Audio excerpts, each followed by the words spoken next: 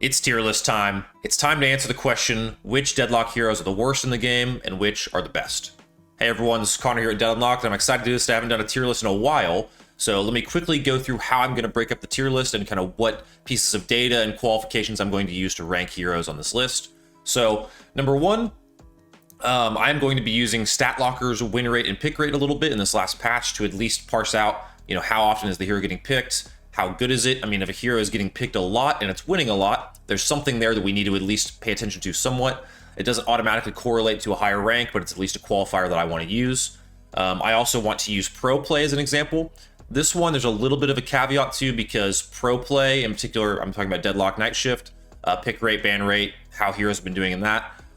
Pro play is so different than the kind of standard matchmaking, and that's really what this tier list is aimed at, is just the casual player who's going out, hopping onto a game, trying to figure out what hero to play. It's really aimed at that person, so I at least want to somewhat use what pros play, because sometimes they're ahead of the curve and can kind of identify meta outliers for us, but even still. And then also I want to use my own thoughts in the game. I will put a quick caveat here. I'm an average player just like anyone else, but I've watched this game a ton. I watch almost every Deadlock Night Shift and Fight Night before that. I've played the game a ton, over 500 hours in the game. But there are still a few heroes I have not played a ton. So while I may not have personal experience in every hero, I feel like I have, kind of the depth of knowledge needed to make a list like this, I hope, at least. But I do want to say, before we get into this, memberships are live on the channel. This is a really cool thing that we're doing now that we've grown a little bit. I won't talk about this too long, but basically, if you want to support the channel, this is a way for your comments to get answered easier. I'll give some shout outs to you. Basically, I try to respond to every single comment on the channel. I earnestly do. But we have been growing, and some videos have been getting more comments, more views, which is awesome, but it's also way harder for me to see every single comment. So if you are someone who's been around since the beginning in OG, I think I called the role like alpha tester, definitely hop on memberships. I would love to, have that to support the channel. So yeah, quick announcement, but let's get right into the tier list, and we are going to start with Abrams. All right, so taking a look at Abrams first, he currently has, according to StatLocker, a 35.2% pick rate with a 51.9% win rate. This puts him in what they call, they kind of classify, they classify their tier list by win rate. So they have him in A tier. In Deadlock Night Shift, at least in Shift 5, he was featured in either a pick or a ban. I think every single match, 7 times he's featured with a very elite group of other heroes. So there's definitely something with Abrams that is good. If you're playing Abrams and you're new, this is a massive tank character with a lot of punchability, a lot of AoE, and just a lot of kind of late game control. I also am going to splice in a little bit of maybe about each hero, so that way if the new players are here and they're wondering what these heroes do, I can at least give them some tidbit of information about it. But regardless, I'm going to put Abrams firmly in A tier. There's probably a case to be made for Abrams being S, but I feel like that's almost always the case with Abrams. He just has such a good kit. There's so much value that he's providing, so I think based on what we're seeing right now with the data and how I feel about him, I think A tier feels really good, but I have a feeling he's going to be very high up on A tier if I had to guess. All right, this next one, Bebop, is a little bit polarizing. So on the pick rate, win rate, StatLocker has him in kind of their C tier with a 42.4% pick rate and a 47.6% win rate. In Deadlock Night Shift, Shift 5, he was featured very prominently, 6 picks or bans, right? So definitely getting some use case for those that are new to this character. This is you can play him with hook and bomb, you can play a gun build, it's kind of tanky. There's really a lot you can do with Bebop. I think part of the problem with StatLocker and their rates for this, I think some people just may not be piloting Bebop correctly. I think the tendency in matchmaking play is to go hook bomb, and that can be really good, but it's very feast or famine. And right now it feels like gun Bebop, kind of this tanky form, is so reliable. I think if you're running that build, maybe it affects the rating a little bit. Regardless though, I think Bebop is pretty solidly in B tier. I think you could make a case for A. You could obviously make a case on any of these for different ranges, right? But I think if you can get Bebop going, he's really, really, really strong right now. In pros, certainly think so. But for the average player, I think this is a good spot for him. Side note as well, if you can make Veil Walker work with Bebop, maybe you're playing a bomb build or even just a hook build where you're pulling people into your team into your backline, it is really, really effective. So consider that item and consider playing Bebop in your next game. I think he's pretty good right now. All right, next up is the new hero that I've probably played the most, and I think is the most fun, and that's Billy. Billy has a 59.3% pick rate, so pretty high, with a 49.9% win rate, so right at 50%. This is about as middle of the pack as you could get as far as StatLocker stats go for this guy. Deadlock Night Shift, Shift 5, picks banned 6 times. 3 times was first banned, so like a heavy priority on keeping Billy out of the lobby. I think this is because Billy can offer so much for a team, and especially in pro play, you get a lot of value having a really effective frontliner that can tank damage, brawl, and keep the focus off of your backline. I think this is still really important for matchmaking as well, and I think Billy is actually really, really strong. Probably a bit underrated, and I think, with the new characters, you have to think there's probably some degree, I mean, we've only had them for a couple months, that the win rates for them are probably lower than they would be if we had fast forward a month in the future, as people learn to play them more and catch the nuance, especially with a character like Doorman, for example, right? So I actually think Billy's pretty good, especially with how strong frontliners are right now. I'm going to put Billy in A tier above Bebop, right behind Abrams. If you're looking to play Billy and you're new to this game, I think Billy is a really fun kind of brawler hybrid where you can throw in a lot of gun damage, and with his ability, you get a lot of good reloads on melees. So you're really encouraged to be shooting, punching, using his abilities. It's honestly a really, really fun play style. I think way more people should be playing Billy. So big Billy advocate over here, sorry. But yeah, I have Billy in A tier, feel pretty good about it. If you have him in B tier or something, I think that's totally fine. I don't think he's quite S, but yeah, Billy feels very good right now in Deadlock. All right, next up is Calico. Calico has a way lower pick rate than anyone we looked at so far, 25.8% pick rate, right at a 50.7% win rate, so a little bit less to go off of there, and 0 picks, at least in Shift 5 of Deadlock Night Shift. I can't remember, I don't think that she was played in Shift 6 either. This is interesting. I don't play a lot of Calico personally, but I have been seeing more Calico in my games. I know another great channel out there is Ansonex, shout out Ansonex. He plays a lot of Calico, and so he might be, if you're looking for an expert on it, go check him out. But I think Calico is fine right now. I think that's a good word for Calico. For those new, this is kind of like your roam around the map. If there were a jungler, it would be Calico. Really effective at ganks, really good for, I mentioned Veilwalker earlier, really great on Veilwalker, but also just someone that you need to know box routes for, and you need to know kind of how to navigate the map effectively if you want to pilot Calico to the best of her ability, I think, and also just know game sense wise when ganks are best versus when they're not. I think if you can get all these things working though, Calico can feel really good. How good? I don't know. I'm actually going to, this is maybe a little bit of a, I don't know, I feel a little bit controversial already, but I'm going to put Calico in C tier. I think it's right here for me. It's right on the cusp of B. I might do some amendments right at the end of this list once I see the full picture. I'm trying to do this kind of fully live and candidly. But I do think Calico is not bad. Like, we're going to probably talk about C tier heroes in a little bit, once we get more down here, but I don't think anyone in C tier is ineffective. This is just, we're seeing them less. They may not be as effective. I mean, right at a 50% win rate is fine for her. According to StatLocker, she is in B tier. This is just one where I think it takes so much to pilot this hero that for the average player booting up a game, which I think this tier list kind of is for, I would think Calico is maybe a little bit lower. Not a reason not to play her though. That's double negative. But anyway, I think Calico's fine. Just maybe not as optimized as she could be right now, but still pretty strong. All right, now we have to talk about everyone's favorite Doorman, the Doorman. Doorman comes in with a 43.6% pick rate, 47% win rate, which actually makes him one of the lowest on StatLock. He's actually in D tier, kind of crazy. In Deadlock Night Shift, in Shift 5, he was not picked, but in Shift 6, he was played, and he was played masterfully by Ido. Shout out Ido. What a game that he had. If you have not watched, I think he made a video of his POV for his channel, but it was also obviously featured on the broadcast. I watched his video, even just recounting it last night. I saw it live when it happened, but what a piloting of Doorman. I think Doorman is an incredibly high skill hero. So if you're new and looking to play Doorman, basically he has a door that he can set up, 2 different doors, and he can go seamlessly between the 2. Really heavy spirit burst output, lockdown ult, tons of crowd control, decent gun build as well. There's a lot you can do with Doorman, but he is really challenging to get value out of right now, I think. But I do think the potential is there. So this is, I think, probably of anyone on the list, this might be like among the top 3 hardest to rate heroes, which is tough. If I were to rate Doorman though, with everything considered here, I think he is really, really good. Like, I think he has a higher ceiling than Calico, probably more difficult to pilot as well. But I think that Doorman can be so effective right now in the game. So if you're looking to like have a niche pick in this game and kind of like a cool pocket pick that you're good with, I think learning Doorman really could be pretty fruitful. His kit is just so effective. So all that in mind, I'm going to put Doorman in B tier behind Bebop.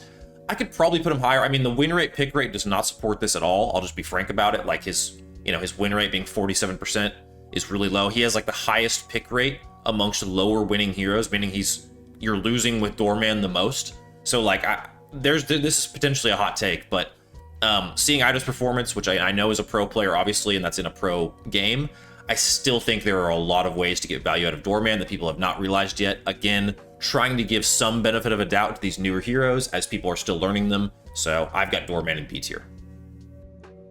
All right, sticking with new heroes, we've got the Drifter now. So Drifter actually has a really, really solid pick rate and win rate. He has a 53.8% pick rate with a 51.7% win rate. That puts him in StatLocker's A tier, pretty high up. I think he's like, you know, in the top 10 at least. He was picked or banned 3 times. I think he was picked each time in Deadlock Night Shift number 5. This is a character that I think is even better in matchmaking than he is in pro play because of just the nature of matchmaking. It's a little bit less organized. There's less cohesion around the map, so you can find those picks easier, and his scaling really is pretty beneficial to him. So there was a point, if I had made this list maybe like a month ago, shortly after, you know, all these heroes had come out, it felt like Drifter was unstoppable. It was just kind of whoever had Drifter and Victor would win. I don't think it's at that level at all anymore. I feel like Drifter, I'm seeing a lot less Drifters in my games, and they feel like they're a little less dominant. That being said, I still think they are very, very strong.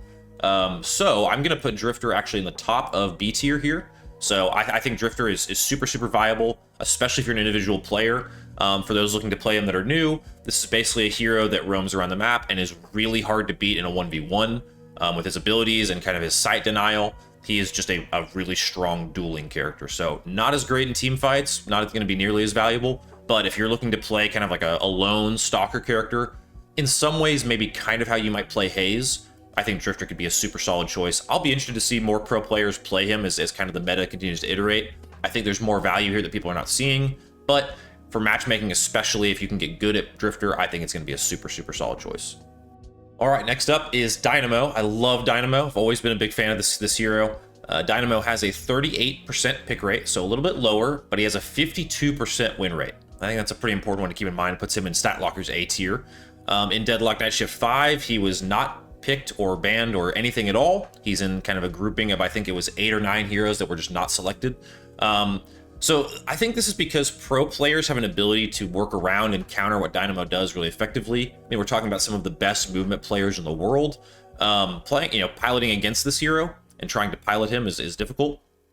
I think in pro play, there are just also other preferred supports. Like you have Viscous that provides a lot of utility against like crowd control. Dynamo doesn't do that quite as easily, so I could see the hindrance in pro play. However, Dynamo, I think, is very, very strong. Now, this could be another hot take. I'm not exactly sure what the sentiments are around the world right now about Dynamo, but I think he's really good. I think he's kind of like, in a lot of ways, somewhat timeless. Definitely periods where he's not as good, but still.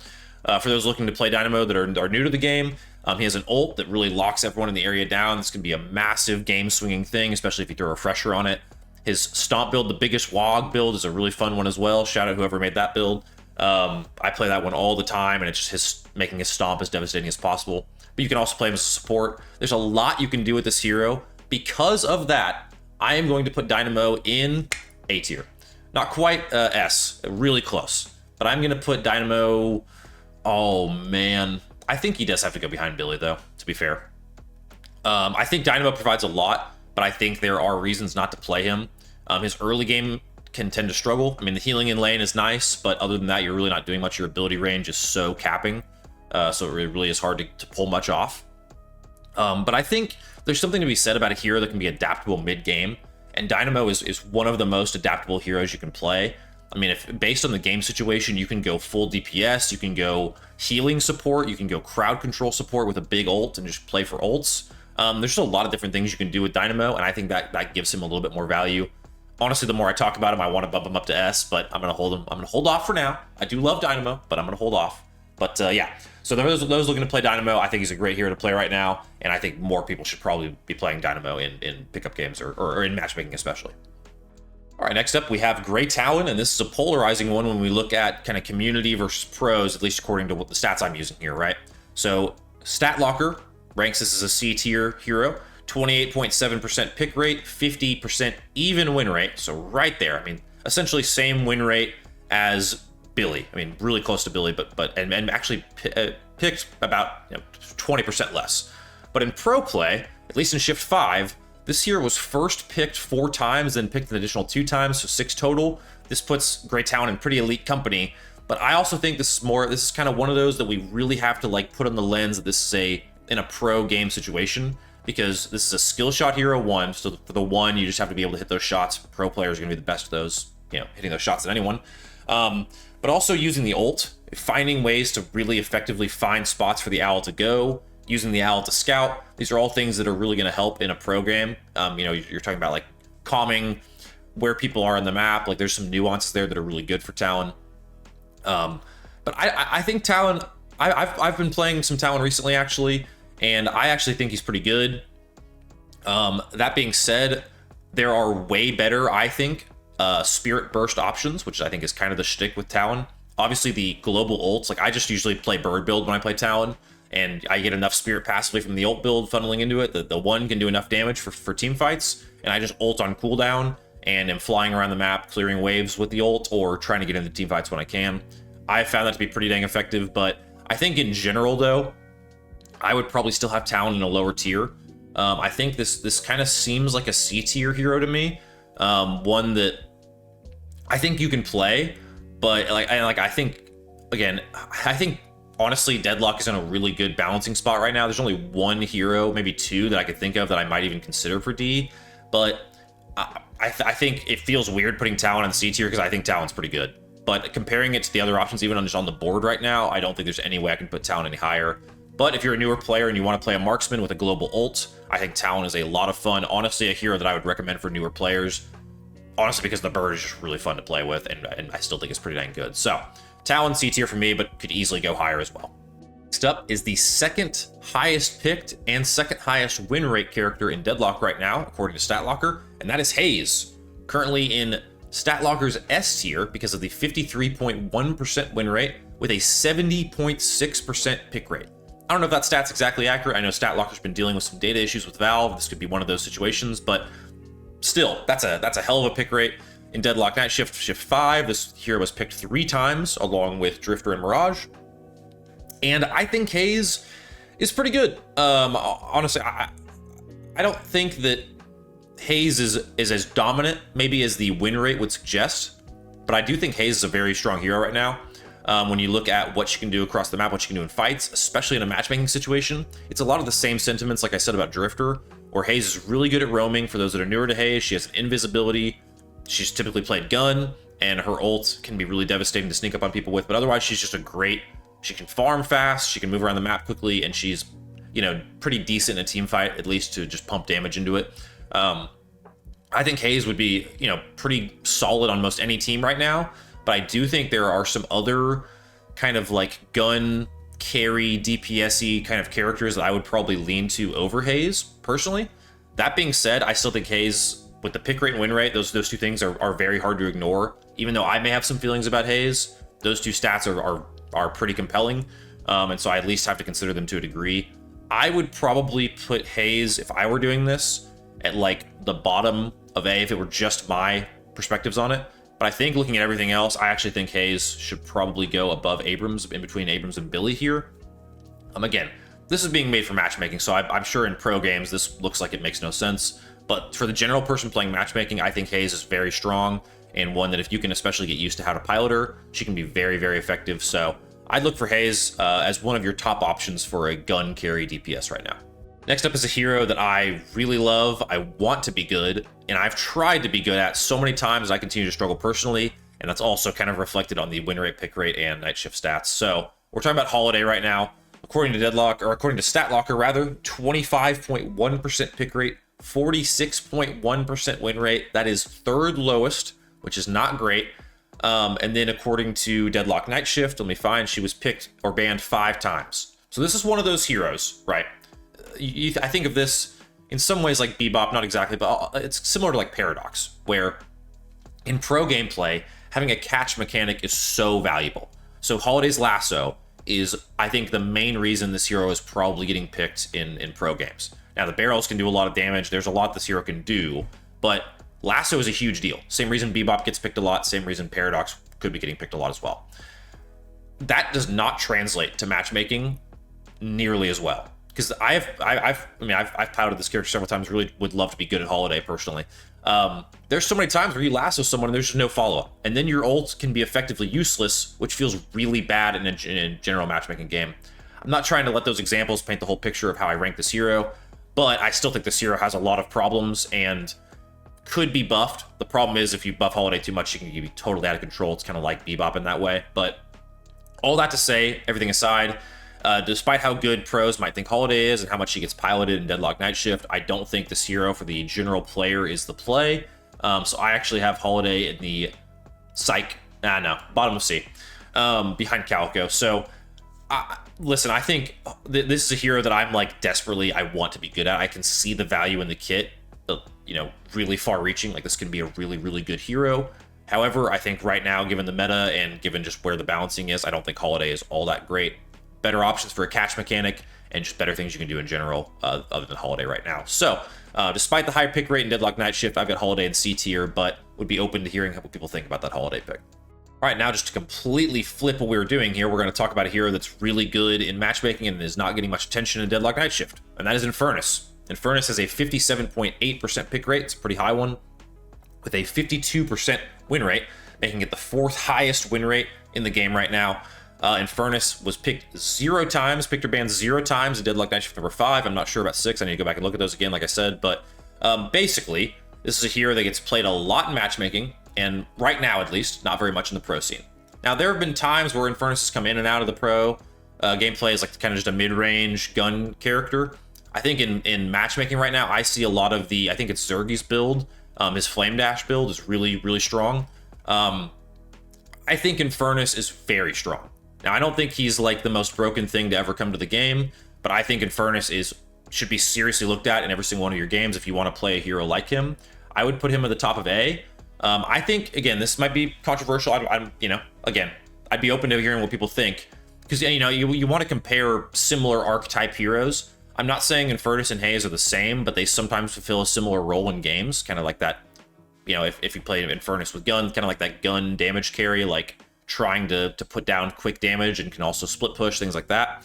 But I think a hybrid Infernus right now with the ability to farm that he has, the ability to handle wave, escapability tools, a pretty good ult, solid gun if you want to go in that direction, like I said with Dynamo, pretty adaptable build style depending on what you need to go into.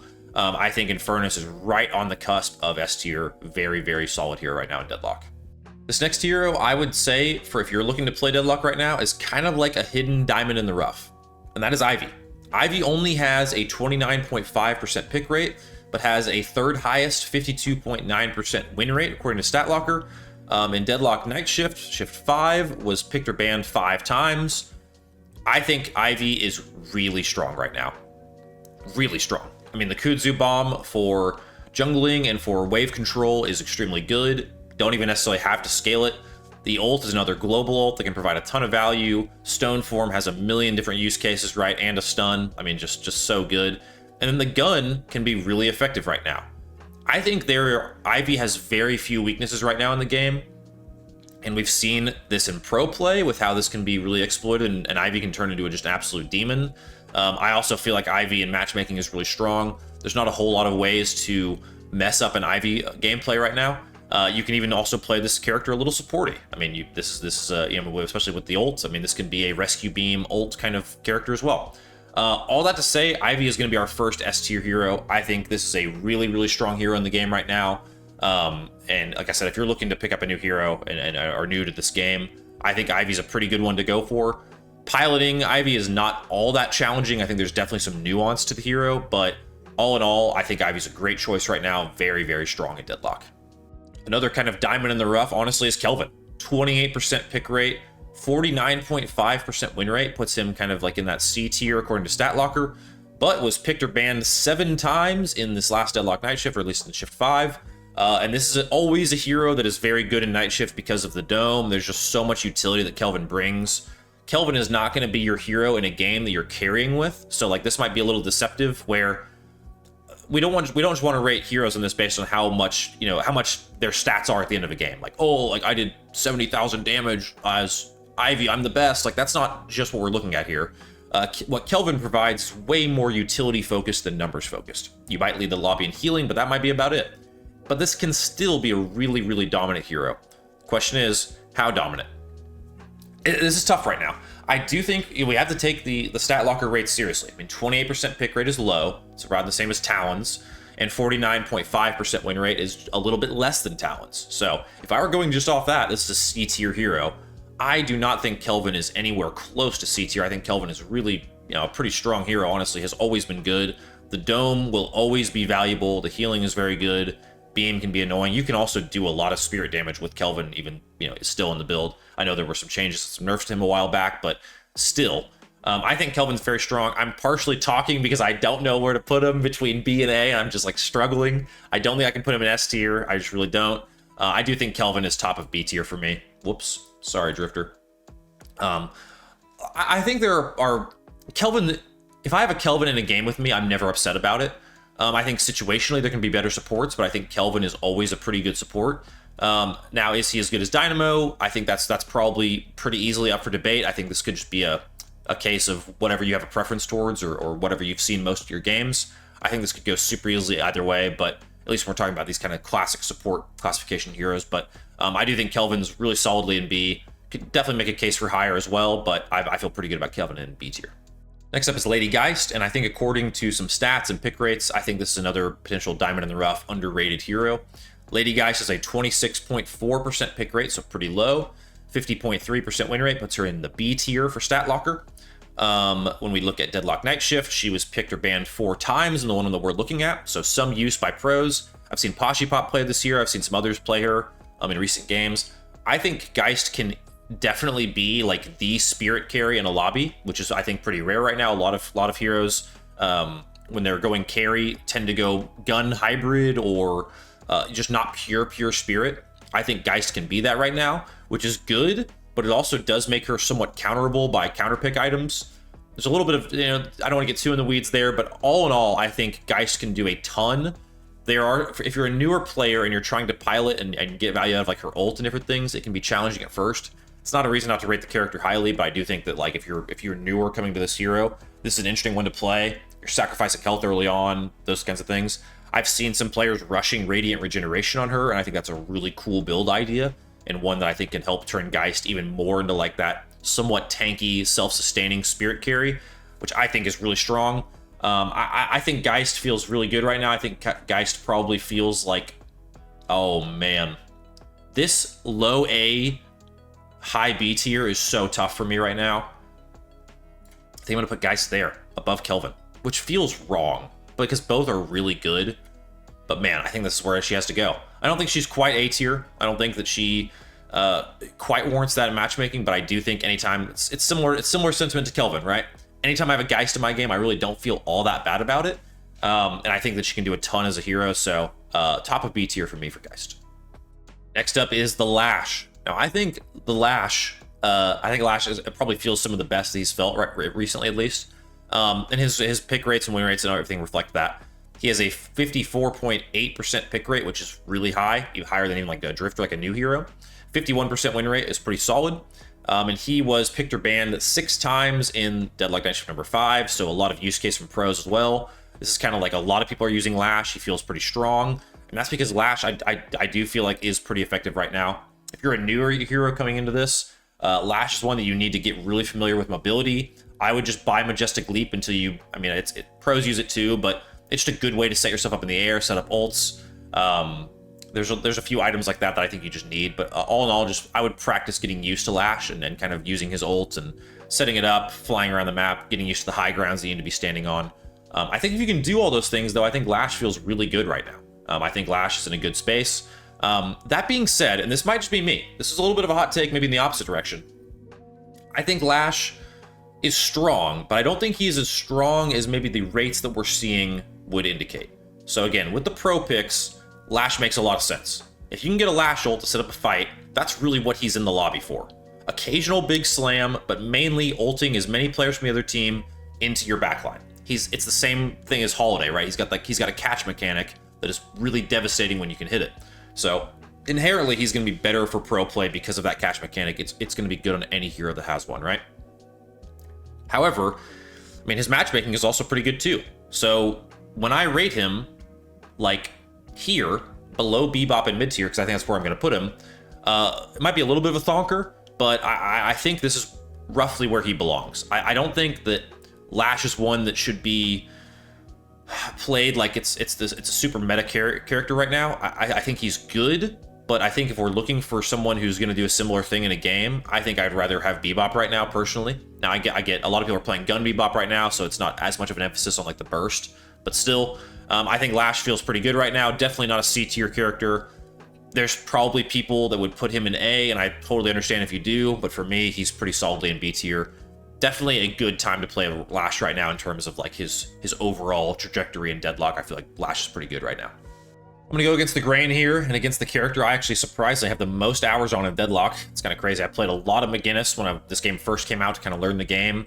Still my highest pick rate hero, which is kind of crazy.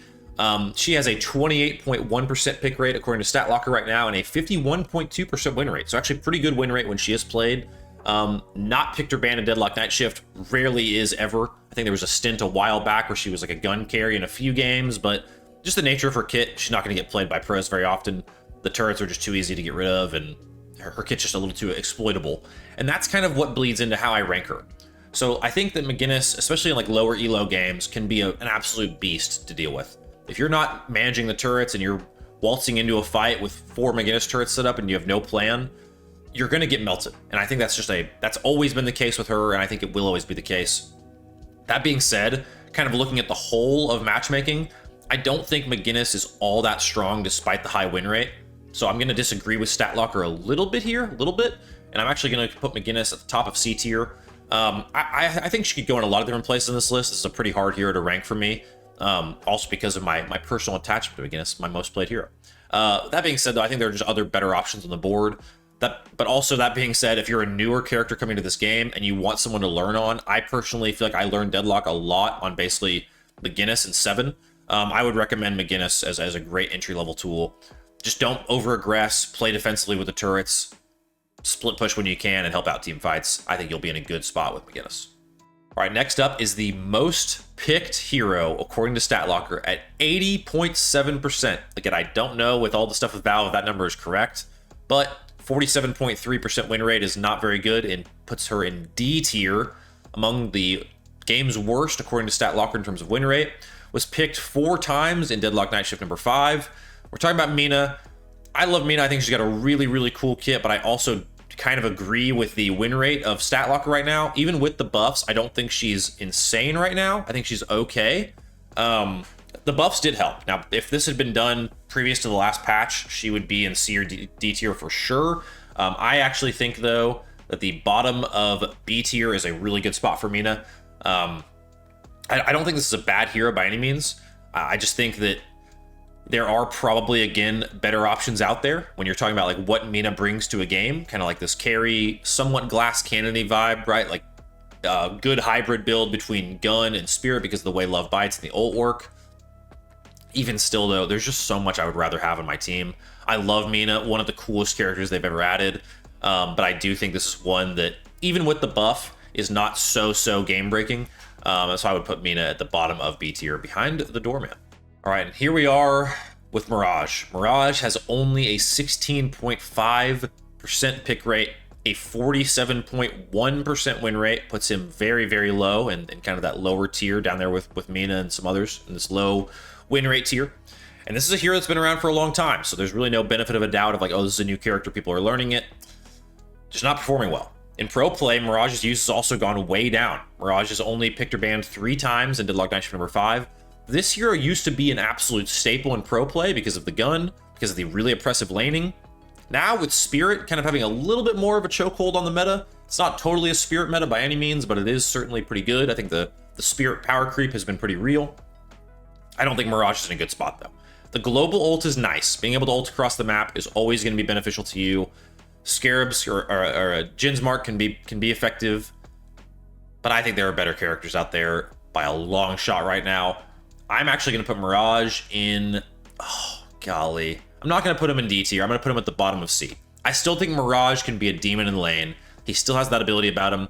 If you're new and playing Mirage, try and play with someone that can clear wave for you. so you can just poke the enemy the whole time. If you can do that effectively in lane, I still think Mirage can be an absolute bully, and just by virtue of winning your lane hard enough, you can kind of get into the mid-late game and do okay.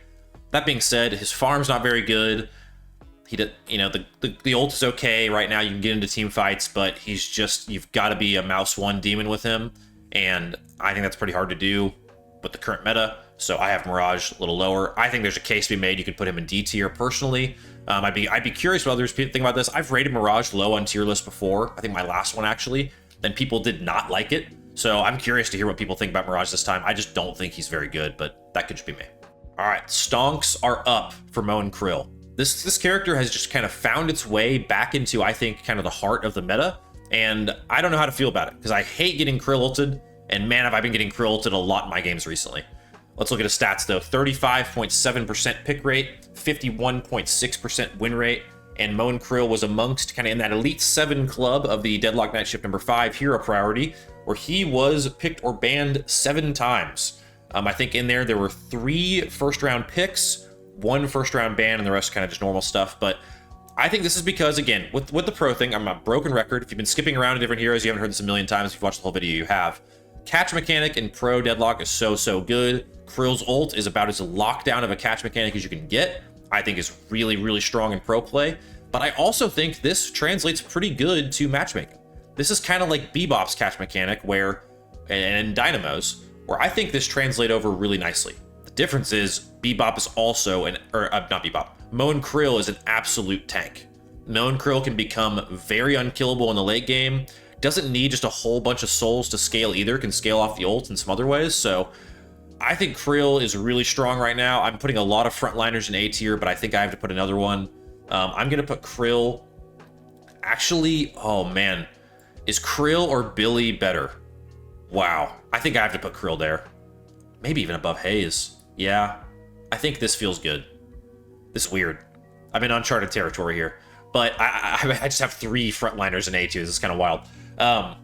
But yeah, I still think, I think Abrams, Mo, and Krill, and Billy are all extremely good. If you had 2 of them on your team, I think you're going to be really hard to shred through. I mean, imagine a Krill, Billy frontline. I mean, that is hard to deal with for any team. So I think these 2 characters are really pretty strong. I think Krill's great. If you're looking for a new character to play and you just want to be able to shut someone down for like 5 seconds, play Mo and Krill. Paige is an interesting one. Of all the new heroes, I think this might be the most challenging one to rate for me. She was picked twice in Deadlock Night Shift number 5, has a 52% pick rate because of being a new hero, only a 49.4% win rate. I feel like Paige's kit is so purely support that it really is going to almost hurt her in this instance, where like I feel, you know, with Kelvin or with Dynamo or even like Viscous, I think if you're playing those characters as supports, even Ivy, there's way more you get out of those kits. Paige is just so pure support. I mean, there's probably ways to do some burst spirit damage. I just haven't seen it. I think the ult feels sometimes a little underwhelming. I've seen it come up in some clutch moments in games for sure. Where Paige is really strong is in her ability to crowd control chain someone. If she can use like a vortex web into her 3 with like a knockdown, I mean, she can absolutely lock someone down for a very long time. That being said, I don't think that right now in Deadlock is a super viable thing to just have your whole character be centered around. I'm actually going to put Paige in D tier. This feels weird, and I don't like doing this because I think Paige is genuinely a good hero. I mean, the pick rate and win rate are not all that bad. She's being played by pros. I think pros, if they're touching a character, probably disagree with me. But again, in the matchmaking sense, there is so much, you're relying so much on follow-up and communication. If she could do a little bit more on her own, I would feel better about this. Also, if you're not good with her gun, you're going to give up souls early game. The projectile speed is so weird to get used to. Split shot, it can be awesome with her. Like you can feel like you're just shredding everything with your gun. But I don't know. My spidey senses are tingling that people are going to hate this one, but I just have to have Paige in D tier. I just don't think that she is as good as some other characters in Deadlock right now.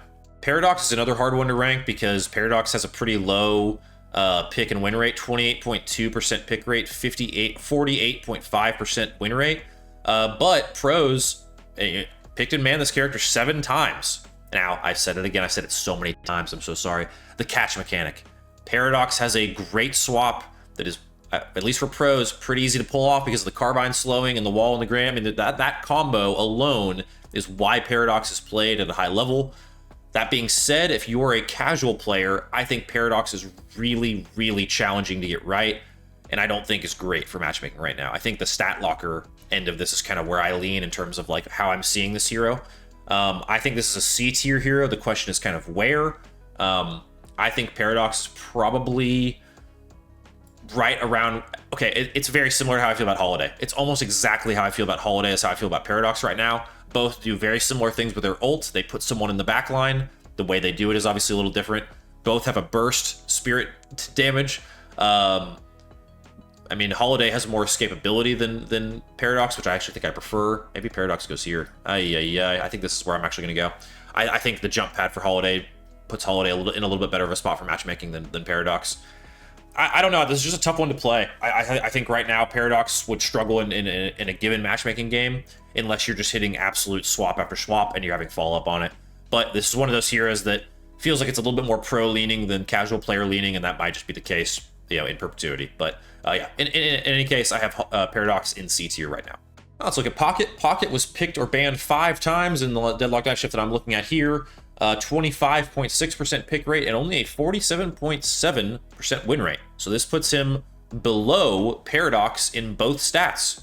So Connor, surely you're going to rate Pocket below Paradox, right? No way. I think Pocket is pretty dang good right now, especially as like a Spirit Burst kind of follow-up to a lot of the heavy presence that your frontline's going to have. Really good at farming. I think when we've seen Pocket in Deadlock Night Shift, it's been really insane. I've seen Do run some amazing Pocket, some others. So I think we have to look at Pocket pretty seriously. I've also been trying to learn Pocket a lot more earnestly lately, and I feel like Pocket feels pretty good, at least at the elo. I'm at like around that Emissary Archon level. So I think Pocket's pretty strong. Now, where is Pocket going to go? That's the question, right? I think it probably is a B tier hero for me. The question is where? Where will Pocket go? My spidey senses are telling me here. Why?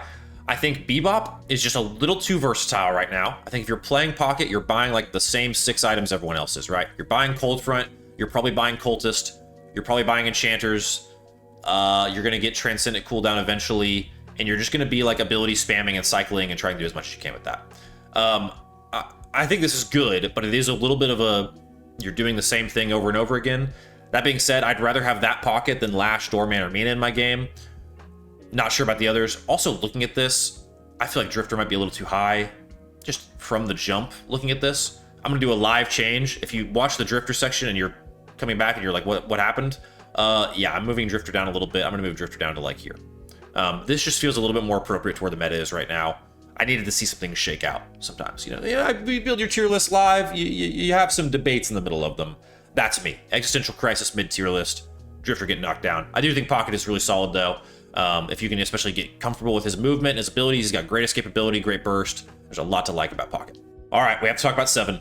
7 is a character they've tried to nerf every patch, and still, somehow, this hero maintains the highest win rate in the game. 55.6% win rate on a 47.8% pick rate. The pick rate has gone down significantly. The win rate remains. I do feel like 7 feels a little worse than the past, but still feels very strong. 7 was picked or banned 5 times in pro play, so pros tend to agree as well. It's a pretty good hero. I think this is more than just a pretty good hero. I think until something happens where his ult just becomes not what it is, I think 7 is just insane. I mean, especially in matchmaking. You can farm with Surge of Power and Power Surge extremely effectively. So in the mid game, you're just a farming demon. His weak point is definitely the early game. So if you're going up against a 7, I don't know, I mean, he's not like he's bad early game. He's okay, but try to target him early. Try to put 7 into his soul's hole early, because if you let 7 get out of hand and he's got Unstoppable and Lightning Scroll and everything else that goes into the ult late game, and they can get a good one off in base or under a walker or something like that, it's just so devastating. There could be some cases to be made that 7 is not S tier. I totally hear that. Like, I know he has been nerfed. I know I agree that he feels worse than he has before. I don't know. This just might be like I'm like pigeonholed and I'm dug in. Like, my heels are dug in that 7 is good, and so maybe I'm just delusional. Let me know in the comments if you think that's the case. I just feel like 7 is unbelievably powerful and has always been. I don't think there's ever been a time where I've been like, oh, his 7 sucks. No, 7 is really good. I think they're going to have to do something with his kit to keep him from being just an absolute demon. If you're a new character coming to Deadlock, this is the #1 hero I'd recommend you play. He's super simple. It's very easy to get value out of his kit. It's very easy to understand his kit. And the ult is super satisfying when you can get a good one, especially in like a low elo game where you just torch all 6 members of the enemy team. Super fun. Highly recommend 7. Very good hero right now. Shiv has really been on a journey as far as balancing goes. I feel like this is kind of like Shiv 2.0. You know, we used to just see the ult chaining, just demon Shiv running around killing everyone. I still have PTSD from like 2 months ago from that Shiv. But with only a 35.4% pick rate, 46.6% win rate, he is in a pretty low category. I think he's the 5th lowest in terms of win rate on Stat Locker. However, in Night Shift, he was played some. He was picked 4 times. So Shiv is still relevant as like a tank, bruiser, frontline. He has some good bleed with his knives. His ult is still his ult. Even though his rage bar is different, the ult's still an ult. It can still chain. So Shiv can still get up to Shiv things in games. You have to be aware of it. I've always felt like, though, always, even when Shiv was just destroying in matchmaking, I still always felt like he was a little better in pro play than matchmaking. Now, because that's because you can communicate when players are low and you're just getting so much value out of his ults. I think Shiv is kind of in the same place now. I think Shiv is pretty good, nothing too crazy. I would put Shiv at the top of C tier. I think Shiv could potentially go B tier as well. I think Shiv is pretty decent right now. That being said, though, I think Shiv, when you look at the win rate, when you look at the reduced use case in Night Shift, I think that Shiv is a little bit lower. There are just, I think this is one of those where this is the comparison game a little bit for me. Well, I'm comparing him to other like frontline bruisers that kind of like fulfill his same role. I just think there are way better choices right now. So I tend to go away from Shiv a little bit. If you're someone who has him in like a mid B tier, I don't see how you could have him in an A tier. Maybe that would be kind of crazy, but if you have him in B tier, I totally get it. I don't think he's any lower than where I have him, though. I'm probably a little bit the opposite of bullish. I forget the term. I'm probably a little bit like down on Shiv myself, but yeah.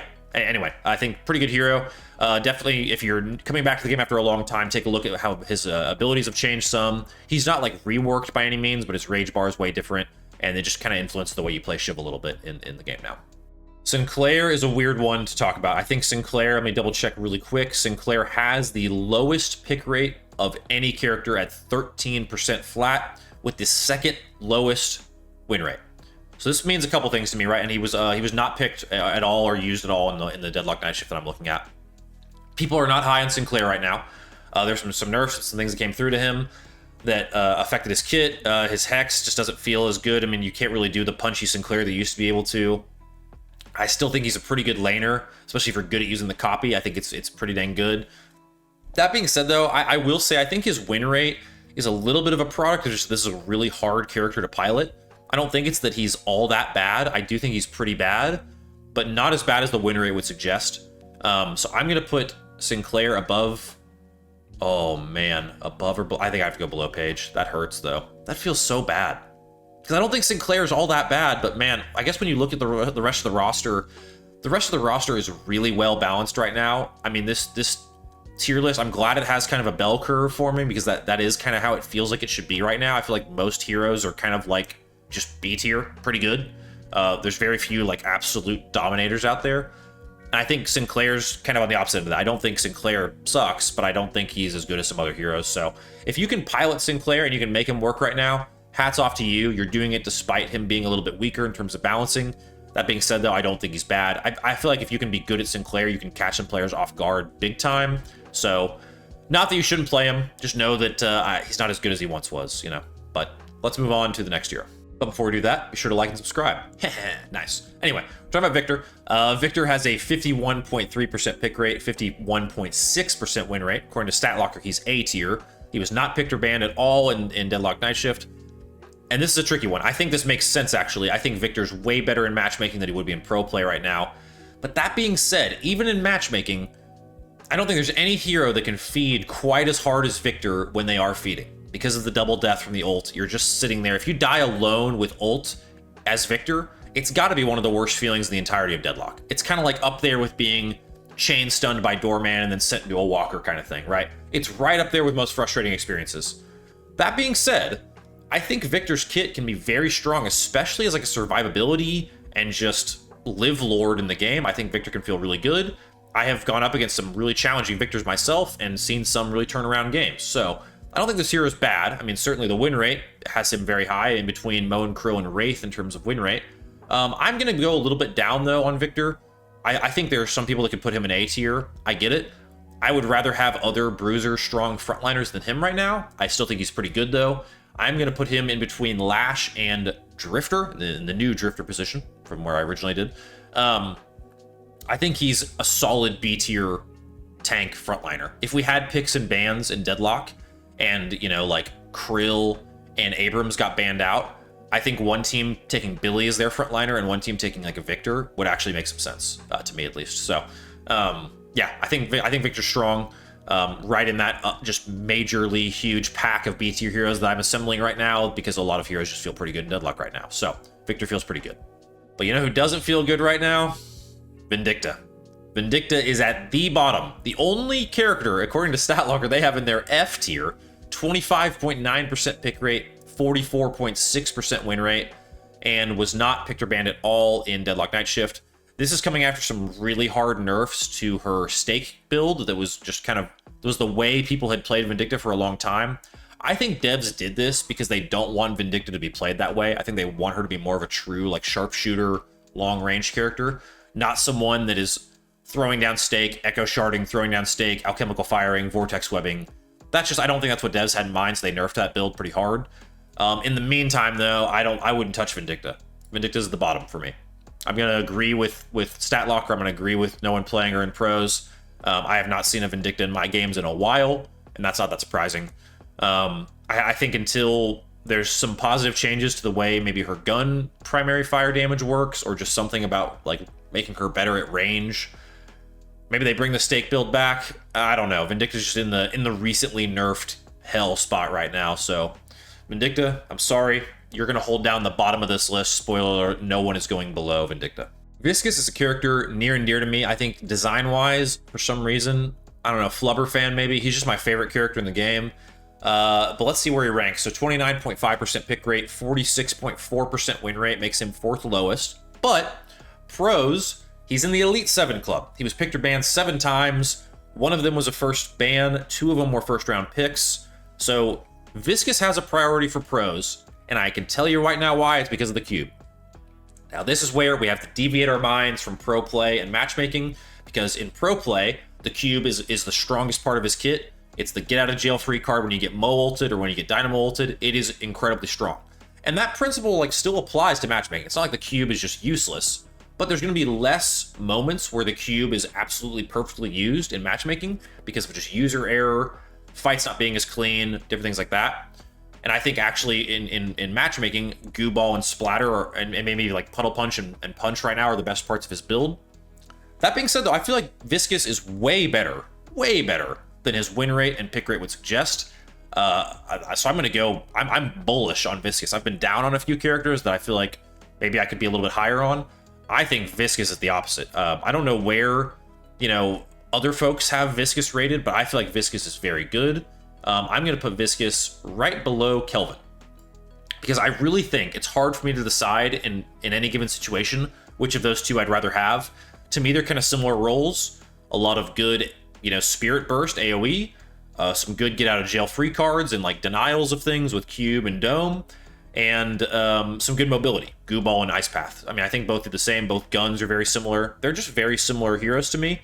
And I think balancing wise, they're always going to change and ebb and flow, but I think right now they're actually pretty comparable, and I think both are good complementary heroes in just about any game of Deadlock right now. You could put both of those in A tier, and I wouldn't blink. I mean, I think they're both very strong. I just kind of have them in B, considering I think there's a kind of an elite group in A and S for me. All right, but it is getting a little lonely down in D tier, so I'm going to put Vyper in D tier. Spoiler alert, he's only got a 15.6% pick rate, 47% win rate, was not picked or banned at all in Deadlock Night Shift. I think he is right here, right above Vindicta. If you're new, Vyper is a gun character that can slide around, he can slide upwards, he can slide all over the place. He's a hard character to play. I think he's my least played character in Deadlock because I just don't enjoy the playstyle at all. There was a period of time where Vyper was destroying lobbies just taking down walkers by himself in like 5 seconds. So I'm glad those days are gone, but those days being gone are not good for Vyper, who now is in a tough spot. I have not seen a Vyper in a game in a long time. I mean, it's been a while. So that being said, people are not playing Vyper. I don't think it feels great to play. There's no spirit option here. The meta is pretty spirit leaning, so give Vyper some time. Maybe in a future update he will be better, but for now I put Vyper on the shelf and move on. And we'll move on to Warden. Warden is one of those heroes that I feel like is borderline meta proof. He just has so much value in his kit. The lockdown, the grenade, the ults. There's just so much. I mean, as a hybrid gun carry, Warden has been played as like everything under the sun, it feels like. And he always gets use case in Deadlock Night Shift. 4 picks or bans. I think one was a first ban, one was a first pick. I think I already mentioned about a 30.6% pick rate and 50.4% win rate. Puts him right in the middle of the pack. Right, very similar numbers to like a Lady Geist. And I think that's actually pretty good rankings wise. That's around where I'm going to have Warden. I will say though, I think Warden can feel or has felt worse in recent weeks. I don't know if it's just because there's so much mobility, but I feel like getting ult value as Warden has been a little more challenging in recent games. Again, could just be a byproduct of the meta and what heroes are good and kind of game situations I've fallen into, but I always love to play like ult build Warden with Majestic Leap, trigger the ult, Fleetfoot, shield, run in, do your thing. I just love that play style as him, and I think Warden's my second most played hero. That being said, I think Warden is a little bit worse right now. Not that much worse though. I'll put him below Geist. Actually, I'm going to put him below this grouping here. I'm going to put him above Bebop. I think that's fair. B tier is getting pretty crowded. What's up, Atlas? So yeah, I think Warden is one that if you're a new player and you're playing, he's another actually character I would recommend learning on. There's a lot of abilities he has that are very easy to use, and if you can get value, like if you can get a trap off early and a grenade and some follow up, it can be so devastating. So there's just little things about Warden that I think are really solid and always have been. And so I have him kind of firmly in B tier. It feels accurate, honestly. It feels... I don't think anyone would have Warden in S tier right now. I don't think anyone would have Warden in D tier right now. I think there's reason to debate about the rest, but middle of B feels pretty good for me. All right, the last two are Wraith and Yamato. We'll start with Wraith. Wraith was not picked or banned at all in Deadlock Night Shift and is actually pretty high on StatLocker's tier list. And I think I have a good reason for this, but 34.8% pick rate, somewhat lower, right around like a Krill pick rate or an Abrams pick rate, and a 51.5% win rate. So actually very similar to Krill and Abrams as well. A good comp to those two heroes. The question is, am I going to put Wraith in the same tier as Abrams and Krill? No. I think Wraith is up there because Wraith is a pretty easy to pilot character and is a hyper carry kind of character. So I think if you have good Wraith in your team, it can be really, really devastating for sure. But I don't know if... Actually, God, I'm talking myself into putting Wraith in A tier. Maybe I will. I'm not going to. Just kidding. Wraith is going top of B. I just moved around the tier list there. Sorry, mouse is in the wrong spot. Crazy move. But yeah, Wraith is going to go right here. B tier is about as crowded as it gets. That's pretty funny. But yeah, I think Wraith is good. I think Wraith, in terms of carries go, you could make a case that she's about as good as Infernus or Haze. They all serve somewhat different purposes, so I don't want to just equate them, you know, apples to apples by any means. But I do think Wraith is just a little bit less valuable than those two. The ult is certainly good. I don't think it's as good as some other ults, but when Wraith gets going and some Siphon Bullets get online and Mercurial Magnum and all the other things you can do with Wraith, I do think it is very, very devastating. I nearly put her in A tier just now, honestly. If you do, and you're upset at me for not doing that, I'm sorry. I definitely could have, but I think for now, I love how crowded my B tier is. Nah, it's not a reason I'm doing that, but yeah, I don't know. I think I would prefer Infernus or Haze, but man, it's close. God, I just want to put her in A tier. I wish I was streaming so I had chat to like at least give me some kind of consultation here, because I really would love to like phone a friend on this one. Oh man. All right, you know, why not? Why not Wraith in A tier? Why not us? Why not now? Yeah, I think she's good enough for this. You know, it feels weird having her in a lower tier than a Haze and an Infernus, because I feel like right now they're all very similarly viable. So we'll go Wraith A tier. I'll eat my words in the beginning of that segment. And yeah, Wraith A tier. Let's go. All right, and last but not least is Yamato. Yamato is getting picked at a 30.3% clip with a 49.3% win rate. Pretty low, you know, I mean, lower win rate than Paige and barely higher than Paradox, which those are two lower tier heroes I have, a little scary. But Yamato was picked 6 times in Deadlock Night Shift, is a very consistent, just like close range brawler, almost similar to like how you play Billy. I mean, again, like obviously you're not punching and reloading as Yamato, like the play styles, there's some nuanced differences there, right? But Yamato wants to get up in people's faces, wants to fight, and I think does a pretty good job at doing those things. And honestly, I would probably rather have Yamato than Shiv right now, in terms of like this like frontliner brawler kind of character. The question is, would I rather have Yamato than like a Victor or a Drifter or like a Warden? That's where it's close. I think this feels like the zone for Yamato, like this kind of area here, because Yamato's engage is awesome. And like, you can really fight very effectively as Yamato, but I don't feel like Yamato is really all that game breaking right now. And like, I've seen past iterations of this hero where she's been so strong, so dominant late game. And like, Yamato can be good, but I just have not seen as many like absolute killer Yamatos lately. So for me, she's going to go a little bit down.